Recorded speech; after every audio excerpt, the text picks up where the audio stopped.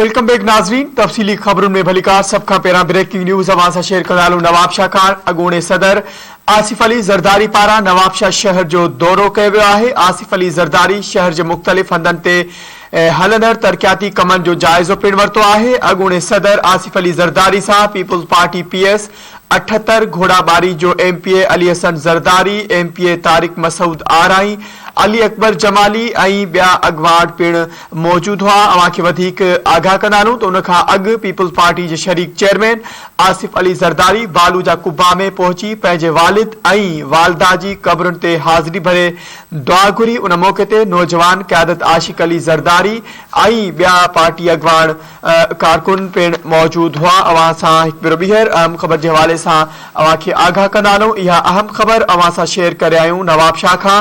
अगूणे सदर आसिफ अली ज़रदारी पारा नवाब शाह शहर जो दौरो कयो वियो आहे। आसिफ अली ज़रदारी शहर जे मुख्तलिफ़ हंधनि ते हलंदड़ तरक्याती कमनि जो जाइज़ो पिण वरितो। अगूणे सदर आसिफ अली ज़रदारी सां पीपुल्स पार्टी PS 78 घोड़ाबारी जो MPA अली हसन ज़रदारी, MPA तारिक मसूद आराई, अली अकबर जमाली ऐं ॿिया अॻवान पिण मौजूद हुआ।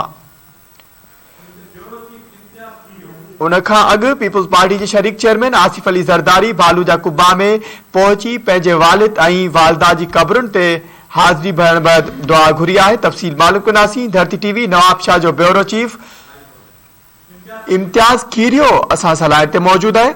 जी इम्तियाज़, अपडेट कजो, वधीक छा तफ़सील आहिनि?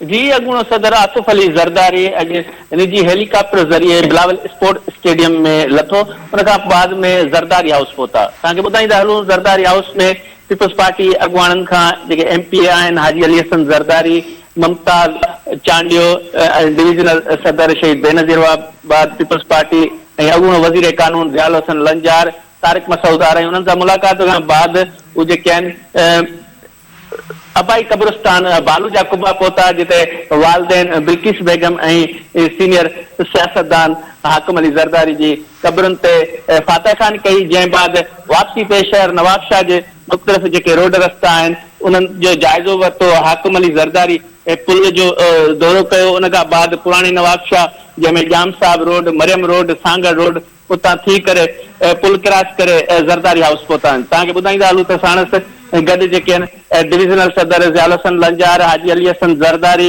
ममताज़ चांडियो, अली अकबर जमाली ऐं ॿिया काफ़ी सारा जेके आहिनि उहे अॻवान साणसि गॾु हुया। जी, अपडेट करण लाइ अवां जी वॾी महिरबानी। नाज़रीन, इम्तियाज़ खीरियो असांखे अपडेट करे रहियो। ख़बर जे हवाले सां अवांखे हिकु भेरो ॿीहर आगाह कंदासूं। अगूणे सदर आसिफ अली ज़रदारी पारां नवाब शाह शहर जो दौरो कयो वियो आहे।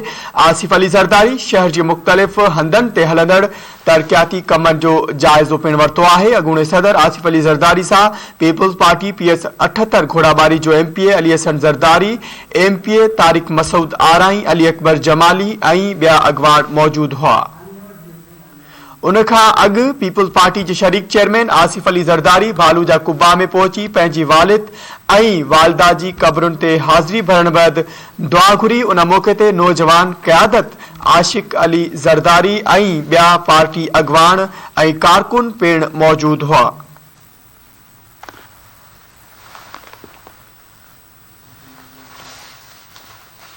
ख़बर जे हवाले सां अवांखे हिकु भेरो ॿीहर आगाह कंदासूं। इहा अहम ख़बर अवां सां शेयर करे आहियूं। अगूणे सदर आसिफ अली ज़रदारी पारां नवाब शाह शहर जो दौरो कयो वियो आहे। आसिफ अली ज़रदारी शहर जे मुख़्तलिफ़ हंधनि ते हलंदड़ तरक्याती कमनि जो जाइज़ो वरितो। अगूणे सदर आसिफ अली ज़रदारी सां पीपुल्स पार्टी PS 78 घोड़ाबारी जो MPA अली हसन ज़रदारी, MPA तारिक मसूद आराई, अली अकबर जमाली ऐं ॿिया अॻवान पिण मौजूद हुआ।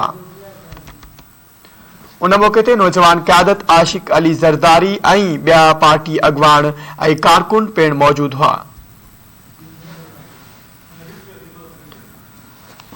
ख़बर जे हवाले सां अवांखे आगाह करे ॾिया आहियूं। अहम ख़बर आहे। अगूणे सदर आसिफ अली ज़रदारी पारां नवाब शाह शहर जो दौरो कयो वियो आहे। आसिफ अली ज़रदारी शहर जे मुख़्तलिफ़ हंधनि ते हलंदड़ तरक्याती कमनि जो जाइज़ो वरितो।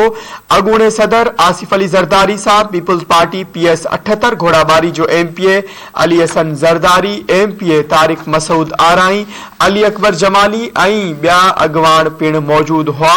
उन खां अॻु पीपुल्स पार्टी जे शरीक चेयरमैन आसिफ अली ज़रदारी बालूजा कुब्बा में पहुंची पंहिंजे वालिद ऐं वालदा जी क़बरुनि ते हाज़िरी भरण बैदि दुआ घुरी आहे।